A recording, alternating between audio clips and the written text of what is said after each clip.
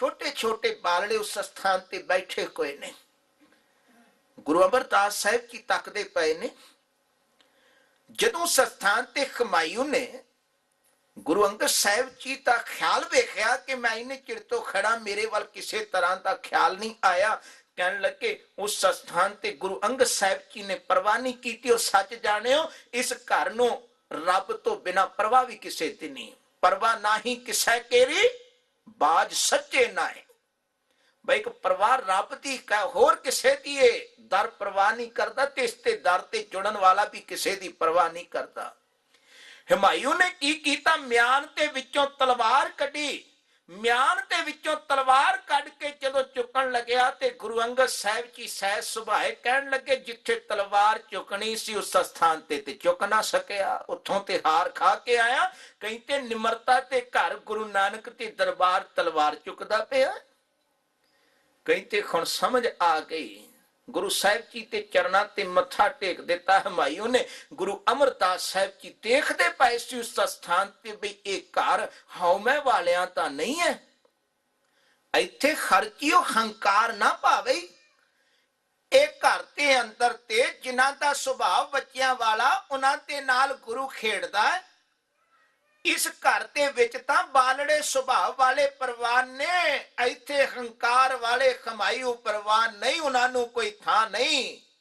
इत्थे तां गलवकड़ी दे विच गुरु ना बालना नूं लैंदा जिहड़े गुरु ते कोल आके खेड़ते ने। गुरु के सिखा हुमायूं की तरह हंकार धारण करके ना बालड़ा सुभाव लैके आ, गुरु तेरे नाल खेडेगा लाड लडावेगा।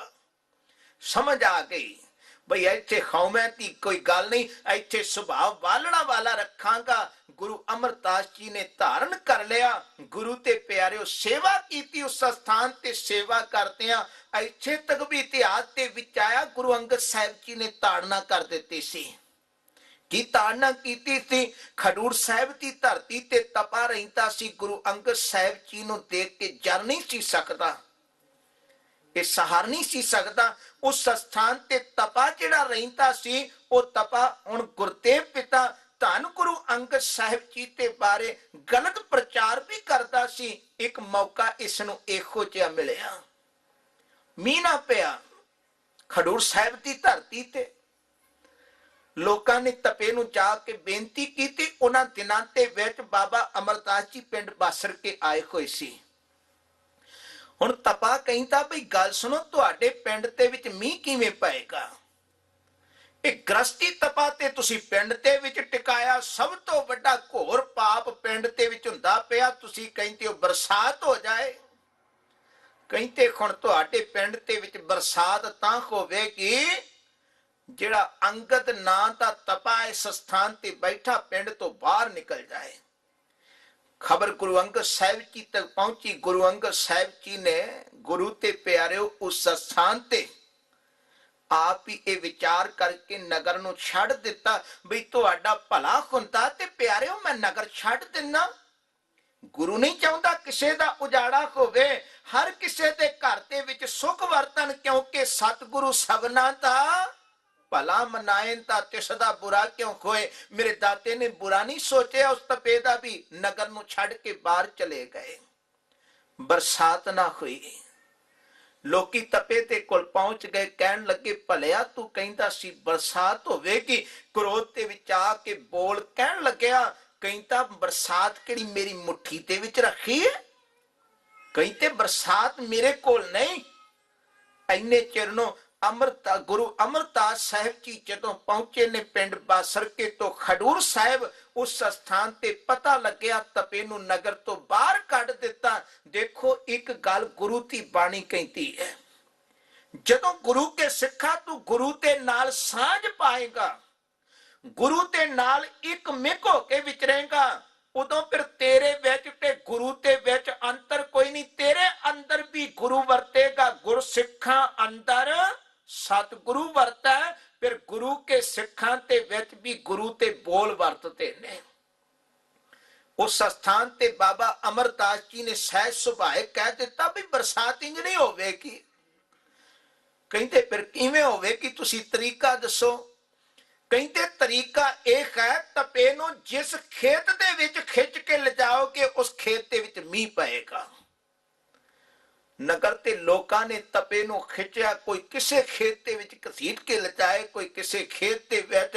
ਕਹਿੰਦੇ ਸ਼ਾਮ ਤੱਕ ਤਪੇ ਨੂੰ ਇੰਨਾ ਖਿੱਚਿਆ, ਉਸ ਦੀ ਮੌਤ ਹੋ ਗਈ। ਮੈਂ ਇੱਕ ਗੁਰੂ ਦਾ ਬਚਨ ਕਵਾਂ, ਗੁਰੂ ਤੇ ਪਿਆਰਿਓ ਧਿਆਨ ਰੱਖਿਓ, ਸਤਿਗੁਰ ਤੇ ਜੋ ਮੋਹ ਪੇਰਾ, ਮੱਥੇ ਤਿਨ ਕਾਲੇ ਅਨ ਤਿਨ ਦੁੱਖ ਕਮਾਵ ਤੇ ਨਿਤ ਜੋਖ ਹੈ ਚਮਚਾਲੇ, ਸੁਪਨੇ ਸੁਖ ਨਾ ਦੇਖਨੇ ਬਹੁਤ ਚਿੰਤਾ ਪਰ ਚਾਲੇ। ਗੁਰੂ ਦੇ ਨਾਲ ਅੱਜ ਤੱਕ ਜਿਨ੍ਹਾਂ ਨੇ ਦਰੋਹ ਕਮਾਇਆ, ਜਿਨ੍ਹਾਂ ਨੇ ਪਾਪ ਕਰਨ ਦਾ ਤਰੀਕਾ ਜੀਵਨ ਦੇ ਵਿੱਚ ਧਾਰਨ ਕੀਤਾ, ਉਹਨਾਂ ਨੂੰ ਕਦੇ ਸੁੱਖ ਦਾ ਸਾਹ ਨਹੀਂ ਮਿਲਿਆ। ਇਤਿਹਾਸ ਪੂਰਾ ਪੜ੍ਹ ਕੇ ਵੇਖੋ ਗੁਰੂ ਘਰ ਦੇ ਨਾਲ। ਹੁਣ ਉਸ ਸਥਾਨ ਤੇ ਕੀ ਹੋਇਆ, ਕਹਿੰਦੇ ਗੁਰੂ ਅੰਗਦ ਸਾਹਿਬ ਜੀ ਆਏ, ਕਹਿਣ ਲੱਗੇ ਬਾਬਾ ਅਮਰਦਾਸ ਜੀ, ਜੇ ਰੱਬ ਦੇ ਦਰ ਤੇ ਦਾਤ ਮਿਲ ਵੀ ਜਾਏ ਤੇ ਉਸ ਨੂੰ ਸੰਭਾਲਣ ਦੀ ਜਾਂਚ ਆਉਣੀ ਚਾਹੀਦੀ ਹੈ। ਭਾਉ ਜੇ ਤੁਹਾਨੂੰ ਰੱਬ ਦੇ ਦਰ ਤੇ ਤਾਕਤਾਂ ਮਿਲ ਵੀ ਗਈਆਂ, ਉਹਨਾਂ ਤਾਕਤਾਂ ਨੂੰ ਅਜਾਈ ਨਾ ਵਰਤੋ। ਉਸ ਦਿਨ ਤੋਂ ਇੰਨੀ ਸੰਭਾਲ ਕੀਤੀ, ਕਹਿੰਦੇ ਕਦੇ ਦਾਤ ਪਾ ਕੇ ਗੁਰੂ ਤੇ ਪਿਆਰਿਓ ਪ੍ਰਗਟ ਕਿਸੇ ਸਥਾਨ ਤੇ ਨਹੀਂ ਕੀਤੀ। ਇੱਕ ਗੱਲ ਕਹਿ ਕੇ ਗੁਰੂ ਤੇ ਪਿਆਰਿਓ 2 ਮਿੰਟਾਂ ਦੀ ਸਮਾਪਤੀ ਕਰਾਂ। ਗੁਰੂ ਅਮਰਦਾਸ ਸਾਹਿਬ ਜੀ ਮਹਾਰਾਜ ਗੁਰੂ ਤੇ ਦਰ ਤੇ ਸੇਵਾ ਕਰਦੇ ਸੀ। ਹੁਣ ਉਮਰ ਵੀ ਤਕਰੀਬਨ 12 ਸਾਲ ਸੇਵਾ ਕੀਤੀ ਹੈ ਖਡੂਰ ਸਾਹਿਬ ਦੀ ਧਰਤੀ ਤੇ। 12 ਸਾਲ ਗਾਗਰ ਜਲ ਦੀ ਬਿਆਸਾ ਦੇ ਵਿੱਚੋਂ ਭਰ ਕੇ ਲਿਆਉਣੀ, ਉਸ ਸਥਾਨ ਤੇ ਸੇਵਾ ਕਰਨੀ, ਗੁਰੂ ਤੇ ਬਚਨਾਂ ਦਾ ਜਾਪ ਕਰਨਾ। ਤੇ ਹੁਣ ਲੋਕੀ ਪਤਾ ਕੀ ਕਹਿੰਦੇ, ਕਹਿੰਦੇ ਇਹਨਾਂ ਦੀ ਜਿਹੜੀ ਉਮਰ ਹੈ ਨਾ, ਉਹ ਗੁਰੂ ਕੇ ਸਿੱਖੋ ਤਕਰੀਬਨ 72-74 ਸਾਲ ਦੀ ਹੋ ਗਈ ਹੈ। ਹੁਣ ਸੇਵਾ ਇਹ ਬਾਬਾ ਅਮਰਦਾਸ ਨਹੀਂ ਕਰਦਾ, ਇਸ ਦਾ ਤਨ ਤੇ ਬੁੱਢੜਾ ਹੋ ਗਿਆ। ਸੇਵਾ ਤੇ ਅੰਦਰ ਦੀ ਭਾਵਨਾ ਕਰਾਉਂਦੀ ਹੈ, ਆਪ ਸੇਵਾ ਨਹੀਂ ਕਰਦਾ। ਸੇਵਾ ਤੇ ਹੁਣ ਅੰਦਰ ਦੀ ਭਾਵਨਾ ਕਰਾਉਂਦੀ ਪਈ ਹੈ, ਸ਼ਰਧਾ ਦੇ ਵਿੱਚ ਸੇਵਾ ਕਰਦਾ ਪਿਆ। ਤਨ ਤੇ ਹੁਣ ਬਿਲਕੁਲ ਹੀ ਨਿਢਾਲ ਹੋ ਗਿਆ ਹੈ। ਕਹਿੰਦੇ ਹੁਣ ਇੱਕ ਦਿਨ ਗਾਗਰ ਚੁੱਕੀ, ਅੰਮ੍ਰਿਤ ਵੇਲੇ ਗਾਗਰ ਚੁੱਕ ਕੇ ਜਦੋਂ ਲਿਆਉਣ ਲੱਗੇ ਨੇ ਗੁਰੂ ਤੇ ਪਿਆਰਿਓ, ਰਸਤੇ ਦੇ ਵਿੱਚ ਬਰਸਾਤ ਹੁੰਦੀ ਪਈ ਸੀ, ਰਾਤ ਹਨੇਰੀ। ਇੱਕ ਜੁਲਾਹੇ ਦੇ ਘਰ ਦੇ ਸਾਹਮਣੇ ਉੱਤੇ ਲੰਘੇ, ਉੱਥੇ ਇੱਕ ਕਿੱਲਾ ਸੀ। ਉਹ ਕਿੱਲੀ ਤਾਣਾ ਤਣਨ ਵਾਸਤੇ ਜੁਲਾਹੇ ਨੇ ਗੱਡੀ ਹੋਈ ਸੀ। ਹੁਣ ਉਹ ਕਿੱਲੀ ਪੈਰ ਦੇ ਵਿੱਚ ਅਟਕੀ, ਉਸ ਸਥਾਨ ਤੇ ਬਾਬਾ ਅਮਰਦਾਸ ਜੀ ਗਿਰ ਪਏ। ਜ਼ੋਰ ਦੀ ਖੜਾਕ ਹੋਇਆ, ਸਵੇਰ ਦਾ ਸਮਾਂ ਹੈ, ਜ਼ੋਰ ਦੀ ਖੜਾਕ ਹੋਇਆ। ਗਾਗਰ ਤੇ ਸੰਭਾਲ ਲਈ, ਗਾਗਰਾਂ ਦੋਵੇਂ ਸੰਭਾਲੀਆਂ ਨੇ। ਮਨ ਦੀ ਗਾਗਰ ਵੀ ਕਦੇ ਡੁੱਲਣ ਨਹੀਂ ਦਿੱਤੀ, ਜਿੰਨਾ ਕੁਝ ਪਿਆ ਵਿੱਚ ਪਾਇਆ ਗੁਰੂ ਤੇ ਚਰਨਾਂ ਤੇ ਵਿੱਚ। ਤਨ ਤੇ ਜਿਹੜੀ ਗਾਗਰ ਲਿਆਂਦੀ ਸੀ ਉਹ ਵੀ ਸੰਭਾਲ ਲਈ। ਉਸ ਸਥਾਨ ਤੇ ਜ਼ੋਰ ਦੀ ਖੜਾਕ ਹੋਇਆ ਤੇ ਜੁਲਾਹਾ ਕਹਿੰਦਾ ਹੈ ਬਈ ਕੌਣ ਹੈ, ਬਾਹਰ ਬੋਲਦਾ ਨਹੀਂ। ਇੰਨੇ ਜ਼ੋਰ ਦੀ ਖੜਾਕ ਹੋਇਆ, ਕੋਈ ਚੋਰ ਹੈ, ਡਾਕੂ ਹੈ, ਕੌਣ ਹੈ? ਘਰ ਵਾਲੀ ਕਹਿੰਦੀ ਚੁੱਪ, ਆਰਾਮ ਕਰ, ਤੂੰ ਕੀ ਲੈਣਾ ਸਵੇਰੇ? ਕਹਿੰਦੇ ਪਤਾ ਤੇ ਲੱਗੇ ਕੌਣ ਹੈ। ਘਰ ਵਾਲੀ ਕਹਿੰਦੀ ਹੈ ਬਈ ਕੌਣ ਹੋਵੇਗਾ? ਉਹ ਨਿਥਾਵਾ ਅਮਰੂ ਹੋਵੇਗਾ, ਜਿਹੜਾ ਸਵੇਰ ਨੂੰ ਸ਼ਾਮ ਨੂੰ ਕਿਸੇ ਵੇਲੇ ਟਿਕਦਾ ਹੀ ਨਹੀਂ, ਜਿਸ ਨੂੰ ਕੋਈ ਥਾਂ ਨਹੀਂ ਟਿਕਣ ਵਾਸਤੇ। ਕਹਿੰਦੇ ਨਿਥਾਵਾ ਅਮਰੂ ਹੋਵੇਗਾ। ਇੰਨੀ ਗੱਲ ਕੰਨਾਂ ਤੇ ਵਿੱਚ ਪਈ। ਅੱਜ ਜਿਹੜਾ ਗੁਰੂ ਥਾਂ ਦੇਣ ਵਾਲਾ, ਟਿਕਾਣਾ ਦੇਣ ਵਾਲਾ, ਉਸਦੇ ਦਰ ਤੇ ਰਹਿਣ ਵਾਲੇ ਦੇ ਕੰਨਾਂ ਦੇ ਵਿੱਚ ਆਵਾਜ਼ ਪਈ ਕਿ ਇਸ ਨੂੰ ਤੇ ਥਾਂ ਕੋਈ ਨਹੀਂ ਮਿਲੀ। ਉਸ ਸਥਾਨ ਤੇ ਸਹਿਜ ਸੁਭਾਏ ਬਚਨ ਕਰ ਦਿੱਤੇ, ਕਮਲੀਏ ਤੈਨੂੰ ਕੀ ਪਤਾ ਮੈਨੂੰ ਕਿਹੜੀ ਥਾਂ ਮਿਲੀ ਹੈ, ਤੈਨੂੰ ਸਮਝ ਹੀ ਕੋਈ ਨਹੀਂ। ਉਸ ਸਥਾਨ ਤੇ ਮੈਨੂੰ ਥਾਂ ਮਿਲ ਗਈ ਹੈ, ਜਿਹੜੀ ਥਾਂ ਗੁਰੂ ਕੇ ਪਿਆਰਿਓ ਬੜਾ ਕੁਝ ਭੇਟਾ ਕਰਕੇ ਮਿਲਦੀ ਹੈ। ਅਸੀਂ ਤੇ ਪਲ ਦੋ ਘੜੀਆਂ ਭੇਟਾ ਕਰਕੇ ਥਾਂ ਮੰਗਦੇ ਆ। ਬਾਬਾ ਅਮਰਦਾਸ ਜੀ ਨੂੰ ਪੁੱਛੋ ਕੀ ਭੇਟਾ ਕਰਕੇ ਥਾਂ ਮਿਲਦੀ ਹੈ। ਹਜ਼ੂਰ ਕਹਿੰਦੇ ਨੇ, ਅਮਰਦਾਸ ਜੀ ਦੀ ਬਾਣੀ ਪੜੋ, ਗੁਰ ਤੇ ਪਿਤਾ ਜੀ ਦੀ, ਤਨ ਮਨ ਧਨ ਸਭ ਸੌਂਪ ਗੁਰ ਕਉ ਹੁਕਮ ਮੰਨਿਆ ਪਾਈਐ।